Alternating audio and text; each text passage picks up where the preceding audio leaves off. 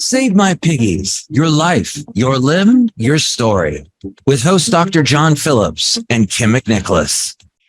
I want to bring in Nancy. Nancy, go ahead and unmute, and let's hear about your PAD journey and the moment you started experiencing symptoms, whether or not you knew they were related to poor circulation.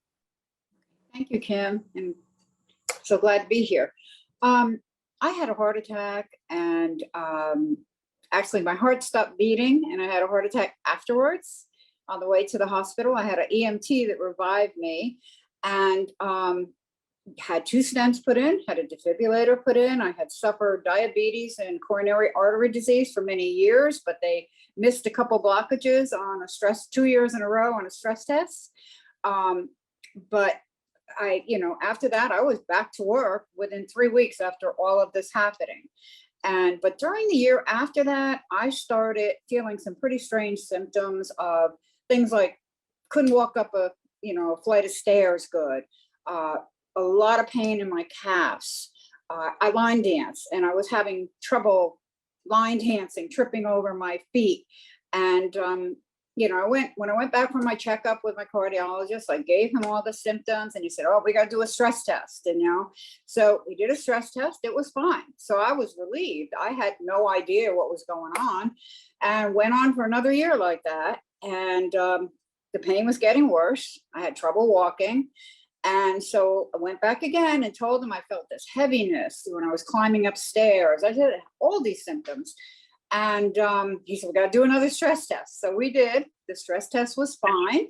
My heart was fine. So from there, I left his office and I went to see a spine doctor after that. Had a lot of tests done. They said, "Oh, you got some arthritis in your hips." And I went to physical therapy for a while. Then from there, I said, "Well, I'm going to see a chiropractor, see if he can help me." So I went 2 months to a chiropractor. He said, "I'm not helping you at all. I suspect you have PAD and you need to get an ankle brachial test." So I went, and yes, I had it, and I was diagnosed with PAD by a chiropractor referring me, really. From there, I was referred to a vascular surgeon at a large medical university here, where she monitored my legs every year, then every 6 months. I don't remember her ever checking my neck, but I went to an endocrinologist, my endocrinologist physician assistant. She listened to my neck in 2021.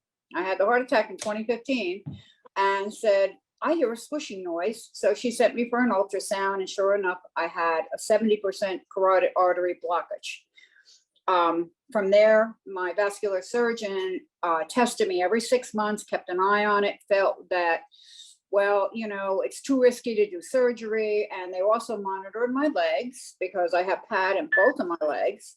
From there, this doctor, my vascular surgeon, ended up moving away. And in the meantime, I had a friend recommended Kim and her support group, and I had gotten involved with that. And I got with Kim, and Kim recommended that I see Dr. James Antizana. And he ordered right away for me to get a CT scan of my neck. By that time, my neck was almost 95%, 90% blocked. So he recommended and referred me to a neurosurgeon in Charlotte. And in June, I had TCAR surgery. And I went through it fine. And now in 2 weeks, I'll be going to Dr. Antizana and having an angioplasty on my left leg. So it's been a journey for me, a long journey. It took 2 years to diagnose me. And I just don't, I'm so happy to be with this group and so proud of everything that they are doing. So excited to see Johnson & Johnson recommending us, our group, now for people that are getting PAD to go and get involved with our group, so so Kim can help them. So that's my story.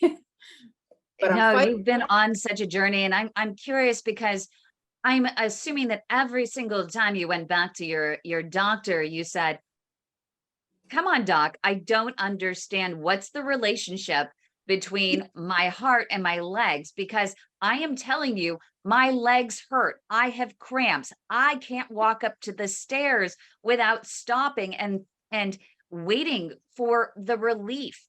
Mhm. Another stress test. Aren't you only checking my heart again? What But kept you, going, and what ultimately did you say to this chiropractor? Because usually chiropractors don't manage your legs, they manage your back, they manage your neck. right. I kept thinking it was my back. I had no idea. And I think that's the problem with so many people that I meet. They don't realize they don't know anything about PAD. They don't know about circulation issues. I kept thinking it was my heart, my coronary arteries and my heart, around my heart. And I really didn't know much about PAD. And I kept thinking, okay, it's got to be my back that's giving me this pain. And that's kind of what I was led to believe. And people would say, oh, you have sciatica, So, that's, I probably should have pushed harder, but I really didn't know. And I think it's people just don't understand this disease, don't know about it. The word's getting out now. It's starting to get out more. And that's what we really need to work on. And also, having our primary care physicians and cardiologists realize it. Sometimes I think they're so specialized that they're not realizing that, with something like all the symptoms I had, I should have been just sent for an ankle brachial test, a simple test. So We did a survey in our network, and we had more than 400 people respond. And 70% of them said when they first presented with textbook symptoms for PAD, leg cramps, leg pain, neuropathy, then they were misdiagnosed. The top answers in terms of what they were diagnosed with, aside from PAD, upon first presentation, was exactly as you said. Number one being back problems, sciatica as part of that. Number two, diabetic neuropathy.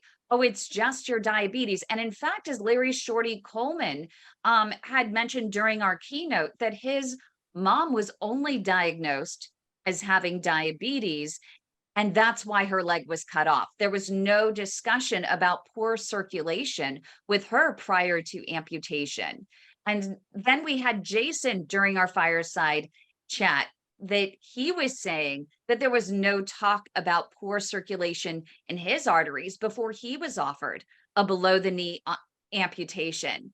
And so it is education that we need to be offered to not only cardiologists, but the primary care physicians. And I do think that if we have legislation that requires earlier testing for patients with high risk factors, that is going to make a huge difference in terms of public awareness.